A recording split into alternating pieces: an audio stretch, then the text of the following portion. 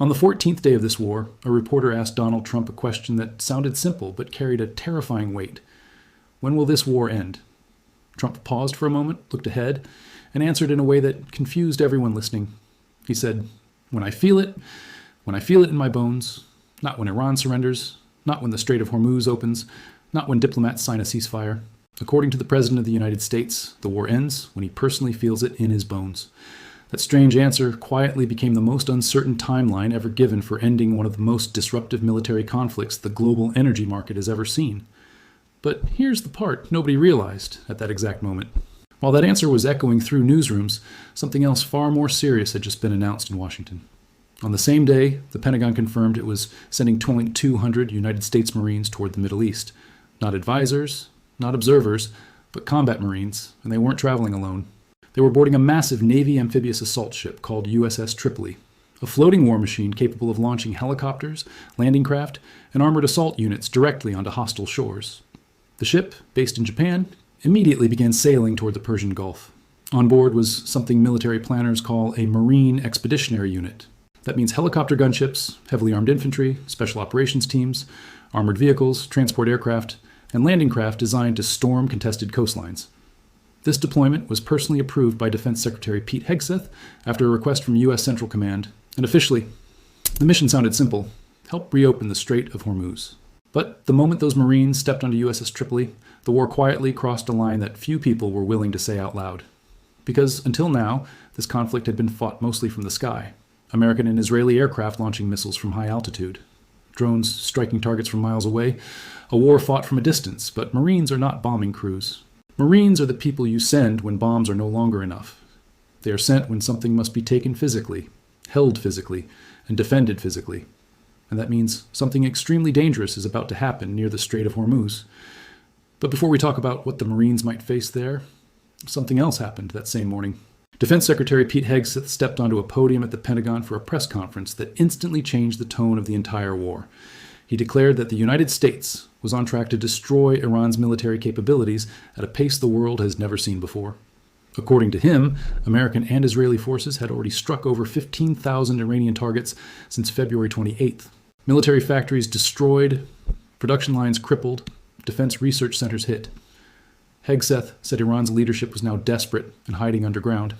And then he used a word that immediately grabbed headlines across the world. He said, "That's what rats do." But then he said something even more shocking. Hegseth claimed that Iran's new supreme leader, Mojtaba Khamenei, was wounded, possibly disfigured. According to him, the man who had taken power only days earlier was now injured and hiding. No evidence was shown, no photos, no intelligence report, no medical confirmation, just a statement from the Pentagon podium.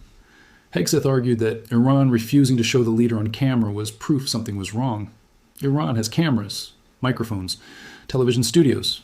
If the supreme leader was healthy, he asked, why wasn't he appearing on television? Instead, his message had been read by a news anchor. He's injured, he's scared, he's running, Hegseth told reporters. Iran doesn't even know who's in charge anymore. That statement dominated global headlines for about an hour, because exactly 1 hour later, something unexpected happened in Tehran. Tens of thousands of people gathered in the streets for Al-Quds Day, Iran's annual political rally. Cameras were everywhere. Journalists were watching closely, and standing in the middle of that rally, clearly visible, were two of the most powerful men in Iran's government, Iranian President Masoud Pezeshkian and Ali Larijani, head of Iran's Supreme National Security Council. The same Larijani who days earlier warned that Iran could shut down the Middle East's power grids in 30 minutes if attacked. Both men stood in public, in daylight, surrounded by thousands of supporters. No bunker, no hiding, no underground shelter. The rats, described by Washington, were apparently attending a massive public rally. And that moment revealed the strange information gap defining day 14 of this war. On one side, the Pentagon describing Iran's leadership as broken and hiding. On the other side, Iranian leaders standing in the open in front of cameras and crowds.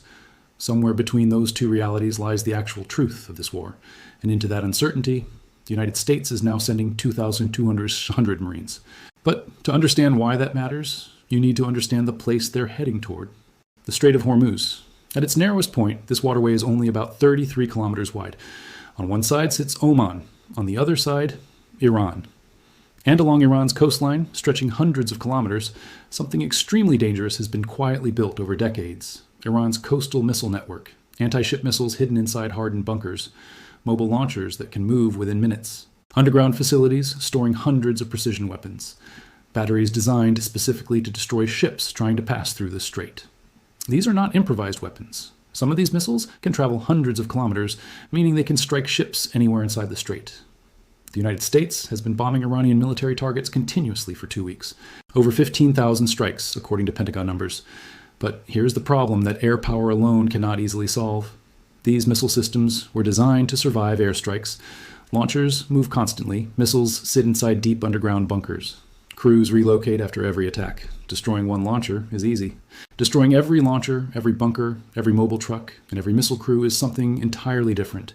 And until that happens, the Strait of Hormuz remains a deadly trap for any ship that enters it. That's why Treasury Secretary Scott Bessent recently said the U.S. Navy might soon escort commercial ships through the strait. But first, the military would attempt to eliminate Iranian anti-ship missiles along the coast.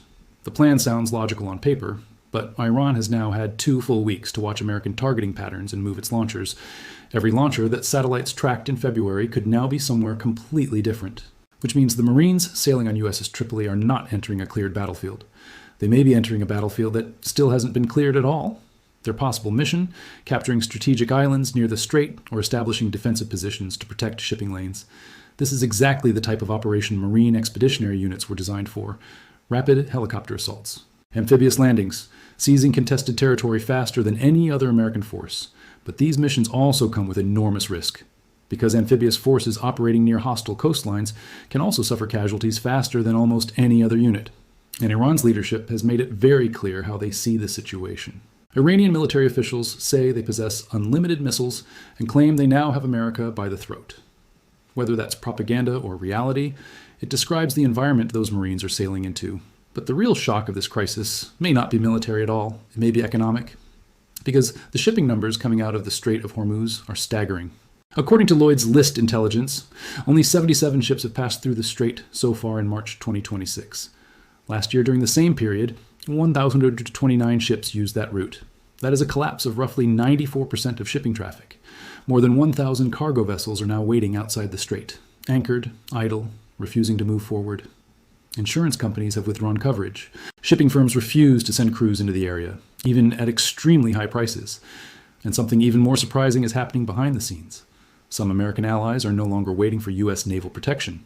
Countries like Germany, France, and Italy have reportedly opened direct communication with Iran, asking permission to pass through the strait. India has gone even further. Indian diplomats reportedly secured safe passage for 2 LPG tankers through direct talks with Iran. Think about that for a moment. Nations allied with the United States are quietly negotiating with the same country the United States is bombing every day. That is what geopolitical fragmentation looks like in real time.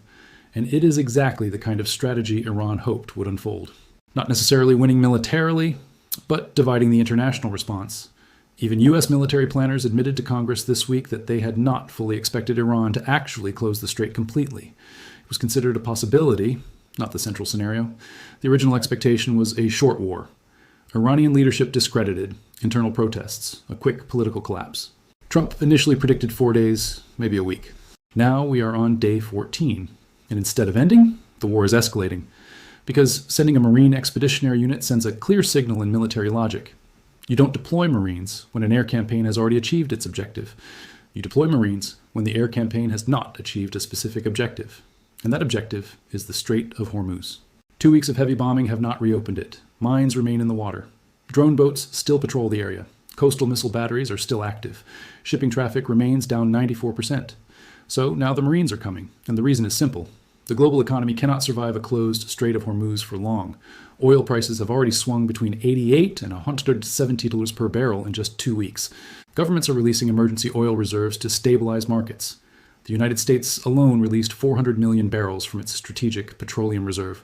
But those reserves are temporary solutions. The real solution is reopening the strait. And that cannot be done with press conferences. Trump recently told G7 leaders something extremely revealing in a private call. He said Iran's leadership situation is so unclear that no one may actually have the authority to surrender. Think about that carefully. A war where the opposing side might not even have a reachable leader capable of ending it. No phone number to call. No negotiator with full authority. No clear chain of command. Meanwhile, Iran publicly rejects ceasefire signals. At the Al-Quds rally, Ali Larijani openly refused the latest American peace proposal. His message to Washington was blunt. The strait stays closed. The war continues. The only acceptable outcome is American withdrawal from the region. And yet the Marines keep sailing toward the Gulf. Because what other option exists when the strait remains closed after 2 weeks of war? This conflict is also fundamentally different from America's last long war in the region. Afghanistan had insurgents with rifles and roadside bombs. Iran has ballistic missiles, naval mines, drone boats, anti-ship missiles, and a massive proxy network across the Middle East. And unlike Afghanistan, Iran also controls the entrance to the world's most critical energy corridor, which means every nation on Earth that depends on oil is now watching this situation unfold in real time. The Marines will arrive. The bombing campaign will intensify. Trump will continue waiting to feel it in his bones. But bones sometimes take a long time to speak. And until they do, the Strait of Hormuz remains the most dangerous choke point on Earth. One side believes time will force America to leave. The other believes pressure will eventually break Iran. But right now, both sides are still escalating. And 200 Marines are sailing directly into the middle of it. Now here's the real question I want to ask you. Do you think this war will escalate even further? Or will diplomacy step in before the situation spirals out of control? Drop your opinion in the comments because your perspective matters in conversations like this. And if you want more deep geopolitical breakdowns like this, make sure you subscribe to Market Mindset, like the video, and share it with someone who wants to understand what's really happening behind the headlines.